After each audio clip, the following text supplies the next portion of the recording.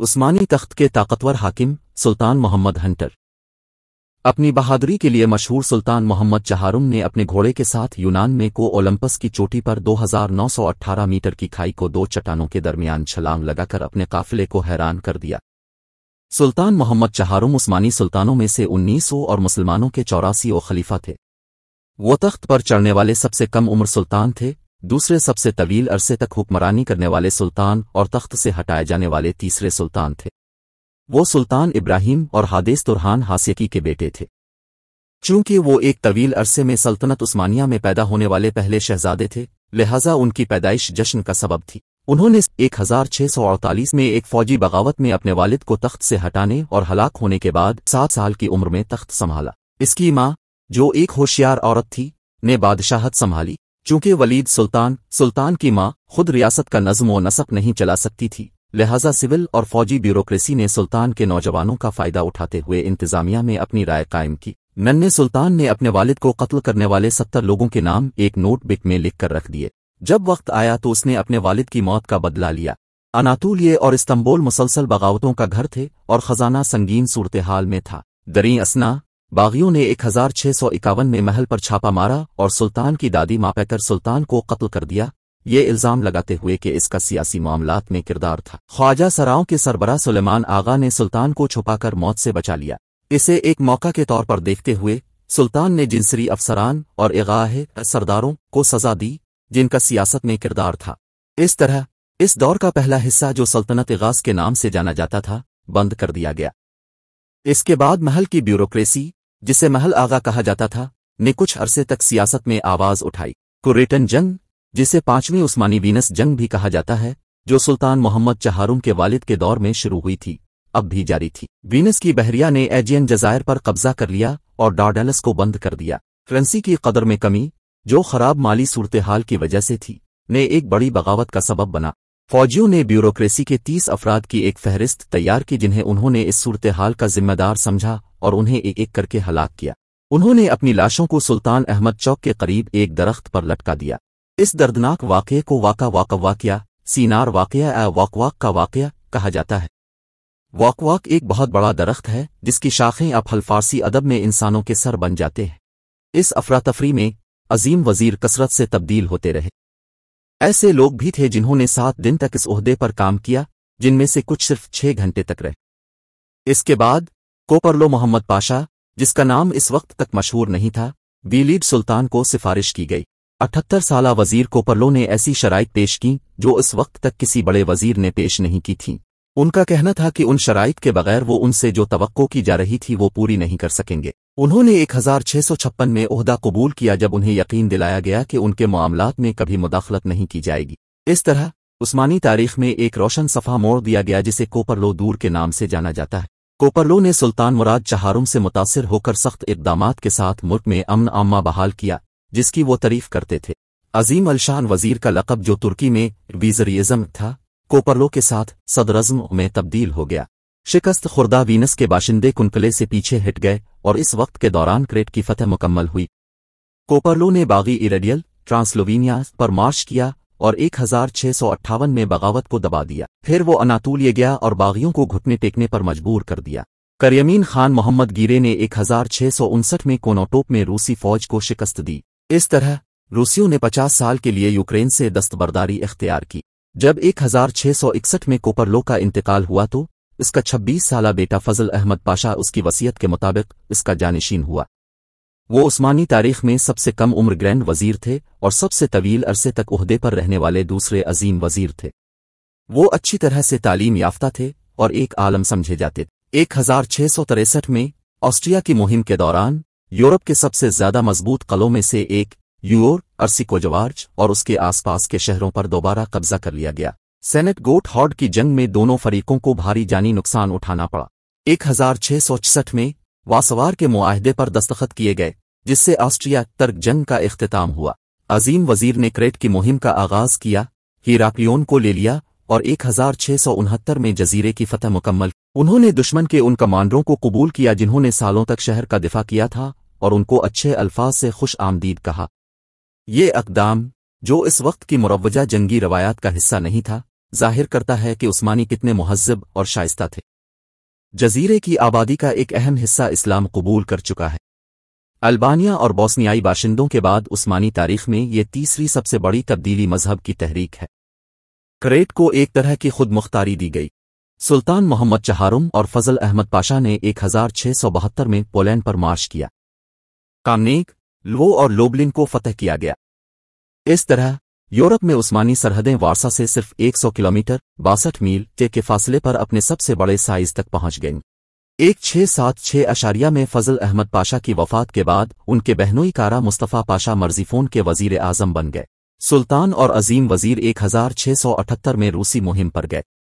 مصطفیٰ پاشا، جو جرمنوں اور ہنگری کے مابین تنازع سے فائدہ اٹھانا چاہتا تھا، نے 1683 میں ویانا کا محاصرہ کیا۔ سلطان سلیمان اول کے بعد یہ شہر کا دوسرا محاصرہ تھا، جسے عام طور پر سلیمان اعظم کے نام سے جانا جاتا ہے۔ تاہم عظیم وزیر نے سلطان کو محاصرے کے بارے میں مطلع نہیں کیا، کیونکہ وہ جانتا تھا کہ وہ اس کی اجازت نہیں دے گا۔ اس نے محاصرے کے لیے ضروری تیاری نہیں کی، کیونکہ اسے اپنے آپ پر بہت اعتماد تھا۔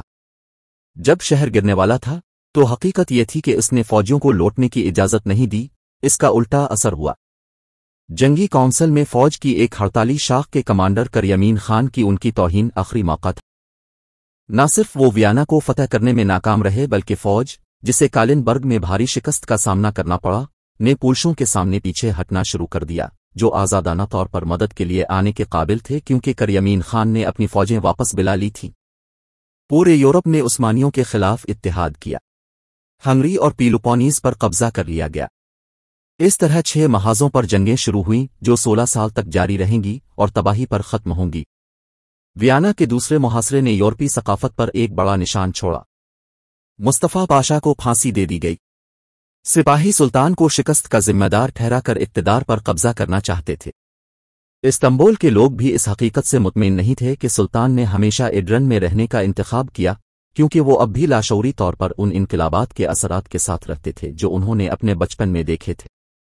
ریاستی معززین، جنہوں نے سلطان کو تخت پر رکھنا ناممکن سمجھا، نے 1687 میں اسے معزول کر دیا۔ سلطان نے اسے بڑی ہمت کے ساتھ قبول کیا۔ انہوں نے اس حقیقت میں بھی اسی حوصلے کا مظاہرہ کیا کہ انہیں موت کی سزا نہیں دی گئی تھی۔ اگرچہ اس کے بڑے بیٹے تھے، لیکن اس کا بھائی سلیمان دوم تخت نشین ہوا۔ سابق سلطان 6 سال تک محل میں رہنے کے بعد 51 سال کی عمر میں نمونیا کی وجہ سے انتقال کر گئے۔ ان کی لاش کو یعنی کامی نئی مسجد کے صحن میں مقبرے میں دفن کیا گیا تھا، جسے ان کی والدہ نے ایمینو میں قائم کیا تھا۔ سلطان محمد کی سب سے واضح خصوصیت شکار کا شوق تھا۔ اسی وجہ سے وہ شکاری کے طور پر جانا جاتا ہے۔ اس قدیم تر کھیل سے ان کی محبت نے لوگوں کو ان کے بارے میں گپ شپ کرنے پر مجبور کیا اور انہیں اپنا تخت کھو دیا۔ تاہم یہ سب سے کم نقصان دہ نشہ ہے جو ایک حکمران کو ہو سکتا ہے۔ در حقیقت شکار پر نہ جانے کو حکمران کے لیے ایک خامی کے طور پر دیکھا جاتا تھا، کیونکہ شکار کو ایک قسم کی جنگی مشق سمجھا جاتا تھا۔ وہ ہتھیار چلانے اور گھوڑوں کی سواری میں بہت مہارت رکھتا تھا۔ اپنے چچا سلطان مراد چہارم کی طرح وہ بھی شارپ شوٹر تھے۔ وہ بھالا پھینکنے میں بہترین کھلاڑیوں میں سے ایک تھا۔ وہ پہاڑوں پر پیدل چڑھنے میں مہارت رکھتے تھے۔ سردیوں کے ایک موسم میں وہ بلغاریہ کے آمبول سے 20 گھنٹے میں بغیر کسی جھجک کے ایڈر نے آیا۔ راستے میں صرف گھوڑوں کو تبدیل کیا گیا تھا، یہاں تک کہ ان کا قافلہ بھی اسے سنبھال نہیں سکا اور تھکاوٹ کی وجہ سے بیمار پڑ گیا۔ وہ بہت بہادر تھا۔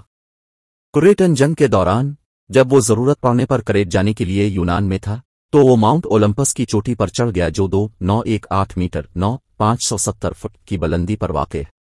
چڑھائی کے دوران وہ جس گھوڑے پر سوار تھے وہ مر گیا۔ جیسے ہی وہ چوٹی کے قریب پہنچا، اس نے اپنے گھوڑے کے ساتھ 2 چٹانوں کے درمیان چھلانگ لگا کر اپنے قافلے کو حیران کر دیا۔ یہ سب جانتے ہیں کہ وہ توپ خانے کی فائرنگ اور یہاں تک کہ ان کے سر کے اوپر سے گزرنے والے چند توپوں کے گولوں سے بھی بے چین تھے، کیونکہ ان کے جہاز پر یونان کے سرس اور تھیسالونیکی کے درمیان وینس کے قزاقوں کے جہازوں نے حملہ کیا تھا اور انہوں نے اپنے گھبرائے ہوئے قافلے پر توجہ نہیں دی۔ وہ خود پولش مہم پر گئے تھے، تاہم دوسری مہمات میں انہوں نے پیچھے کیمپوں سے مہمات کی پیروی کی، کیونکہ ریاستی معززین نے یہ ضروری سمجھا کہ وہ پیچھے رہیں۔ انہوں نے ریاستی امور میں ملوث ہونے سے گریز کیا، کیونکہ انہوں نے اپنا بچپن اپنی ماں کی دانشمندانہ حکمرانی میں گزارا اور اپنی جوانی کو پرلو کی آمریت کے تحت گزاری۔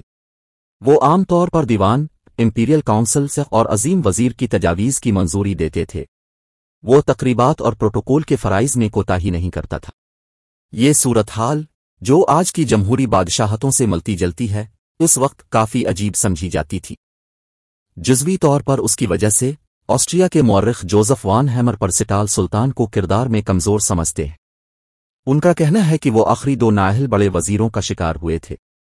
نااہل ریاستی معززین نے سلطان کی لازوال توانائی کو تقریباً ضائع کر دیا۔ تخت نشینی کے دوران انہوں نے دنیا کے سب سے بڑے حکمران کی حیثیت سے حکومت کی، تاہم ایک صحت مند خارجہ پالیسی کے فقدان اور غیر ملکی ریاستوں کی بے چینی نے ریاست کو تکلیف دہ آفات کا سامنا کرنا پڑا جو ویانا کی شکست سے شروع ہوئی۔ اس نے تمباکو پر پابندی اٹھا لی اور کافی اپنے دور حکومت میں محل میں داخل ہو گئی۔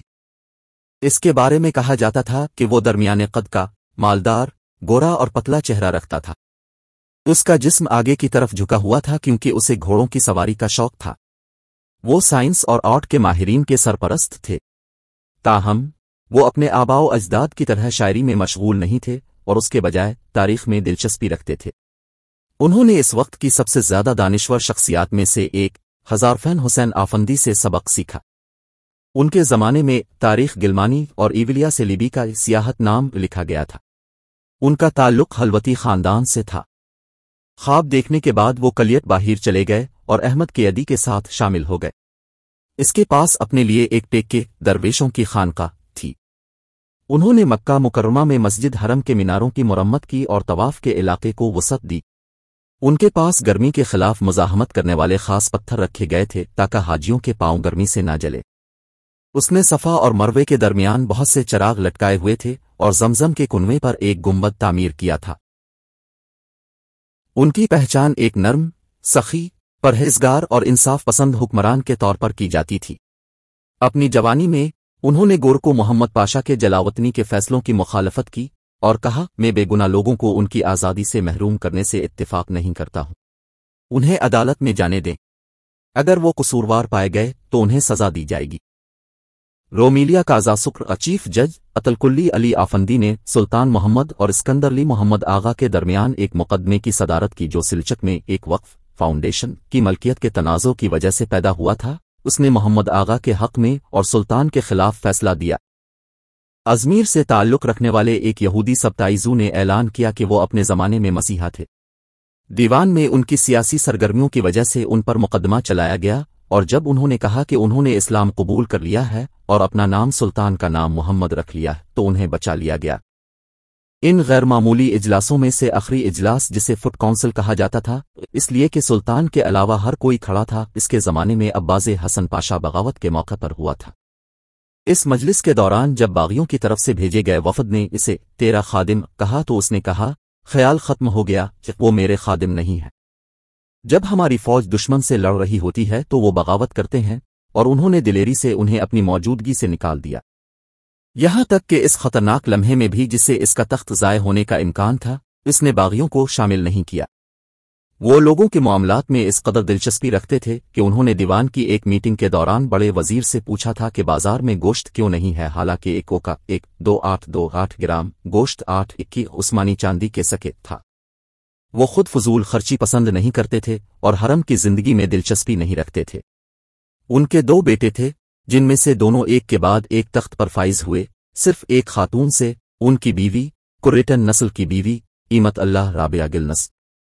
وہ اپنے 2 بیٹوں کو، جن سے وہ بہت محبت کرتا تھا اور ان کی دیکھ بھال کرتا تھا، مہمات پر اپنے ساتھ لے جاتا تھا۔ وہ حساس تھا اور سلطنت کے لیے اس کے جذبات بہت مضبوط تھے۔ وہ ہرکلیون کی فتح کے بارے میں عظیم وزیر کا خط پڑھنے سے قاصر تھا کیونکہ وہ خوشی کے آنسو رو رہا تھا۔ ایک تقریب میں ایک ہاتھی نے اپنے سوار کو گھسیٹ لیا تھا اور اس کا مشاہدہ کرنے والا سلطان اپنے غم پر قابو نہ رکھ سکا اور اپنے آنسو روک نہ سکا۔ وہ اپنا تخت کھونے سے زیادہ اپنے دور حکومت کے آخر میں شکستوں سے پریشان تھا۔